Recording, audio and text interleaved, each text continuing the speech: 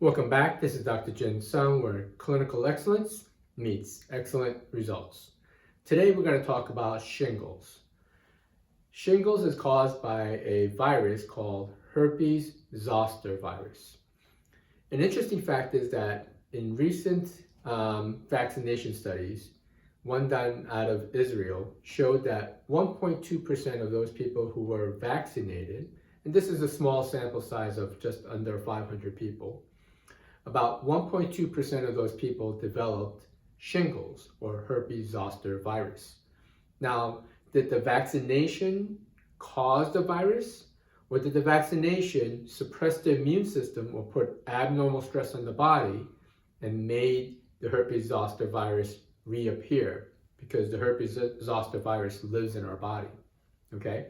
So that's an interesting study, how the COVID vaccine, and the study was done on the Pfizer vaccine, okay? So let's get into what the herpes virus is, okay? So best remedies for shingles. Basically, it's the chickenpox virus, the herpes-zoster.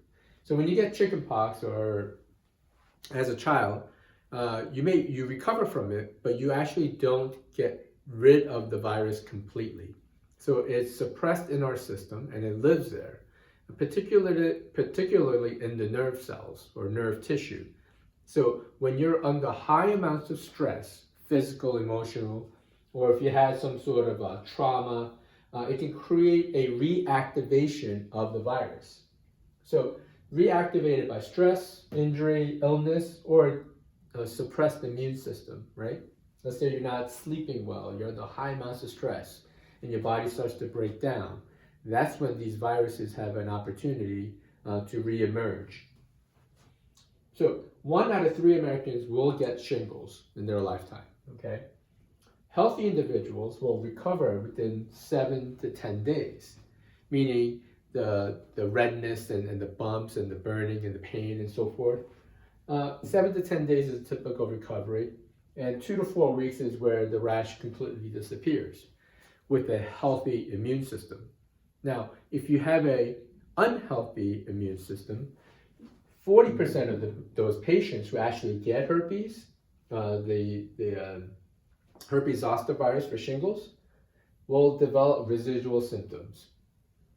That's a high percentage, right? Because if you're saying 1 out of 3 Americans will get shingles, and of the people who get it, 40% of those people may have long-lasting effects of burning, shooting, or itchiness, or itching pain, right, along that area. And that's called a post-herpetic nerve pain, right? And that nerve pain needs to be addressed very quickly, or it can become a chronic, lifelong issue, right? So the post-herpetic nerve pain has to be addressed early on so you don't develop chronic nerve pain. Now, these herpetic lesions usually ride along the intercostal nerves, or maybe even the sciatic nerves, because they live kind of within the nerve tissue, right? So the distribution might be across your flank or down your leg or certain nerve distributions. So remember, herpes-zoster virus is living within a vast majority of Americans, right? And if you're under stress, it will pop up. Now, how do we address this, right? What can we do? Well, the number one thing to do is to improve our immune system and improve the nerve function. So let's get into how we would remedy this.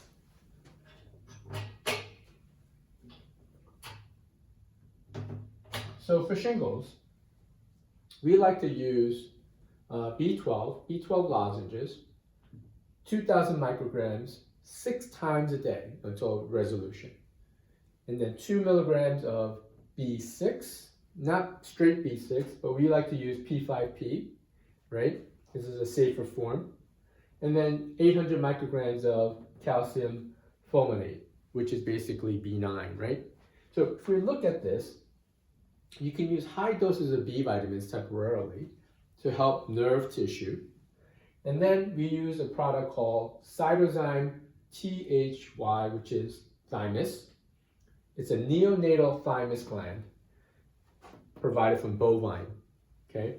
Now, there's a company that actually produces, and that company is called Biotics Research. And if you're interested in some of these supplements, I'm gonna link my online store, and I'm gonna list all the products there that will show you what these are and how you can get them. However, if you're going to take supplementation, it's important to let your physician know what's right for you or not, okay? So the thymus gland, right, which is right here just below where the clavicles meet, just underneath, right? There's two lobes there. Now the thymus gland will produce thymus lymphocytes or T cells, right? This is very important for adaptive immune response, meaning it can differentiate into different immune cells to fight off foreign invaders, viruses being one of them, right? Or bacterial infection. So if you have poor immune function and we give you a neonatal thymus gland, glandular, right, supplement out of bovine, it can help stimulate your immune system to help fight off the viruses. So basically you're enhancing your immune system by taking neonatal thymus gland, along with B vitamins to do that. Now there are other supplements that can enhance the immune response, obviously. Things like vitamin A, vitamin D, zinc. UV light is also very important for healing of those rashes or herpetic lesions on the ribs or the legs or the skin, right? And then oftentimes we would give an adaptogenic herb to help balance the stress of being sick. So when you look at shingles, there is a remedy. However, these viruses are living within us, and it can rear its head anytime you are under stress or run down. So therefore, you have to enhance your immune system to suppress the viruses, much like the herpes virus for like cold sores, right? Or even vaginal herpes. Anything that causes these lesions or viruses that cause these lesions can be helped, right? Even COVID viruses. When you have a virus, if you enhance your immune system and you support the pathways, then even if you get the virus, the symptoms will be much less.